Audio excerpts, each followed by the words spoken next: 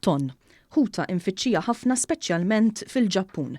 F'dawn l-aħħar snin l-esportazzjoni tat-tonn minn Malta lejn il-Ġappun kienet waħda b'saħħitha u fil-fatt pajjiżna jesporta primarjament lejn dan il-pajjiż Asjatiku mat-28,000 tunnellata ta' tonn fis-sena. Dan l-ammont sostanzjali jġib valur ta' 150 miljun euro, kif spjega il-Kap Eżekuttiv tal-Federazzjoni Maltija għall-Produtturi tal-Akwakultura Charlon Gouder. Jirnexxielna nipproduċu l-akbar ammont ta' esportazzjoni ta' tonn illi f'aktar minn 90% minnu imur ġewwa il-Ġapan. Dr. Gouder saħaq illi t-tonn ta' Malta jiġbed l-ammirazzjoni tal-Ġappuniżi li huma involuti fl-industrija tat-tonn. Dan minħabba l-kwalità tat-tonn esportat minn Malta.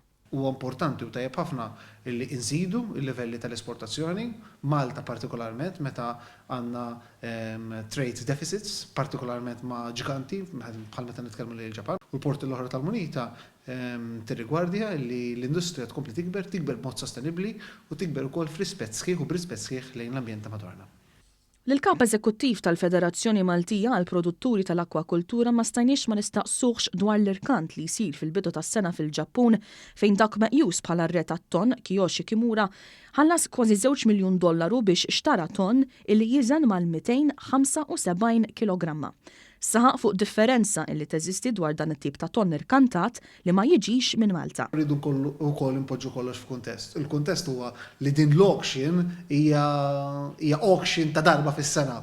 Mhuwiex il-prezz rikorrenti li wieħed jistenna u jisma' li jġib matul il-korsa normali tax-xogħol.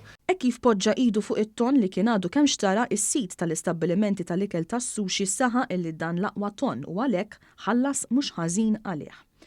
Dawk li jiġu jiklu għandi jixraqilhom iduqu ftit tonn tajjeb. Saħaq Kimura waqt dan l-irkant li fih ikun hemm tonn illi jinqabad minn diversi postijiet madwar id-dinja.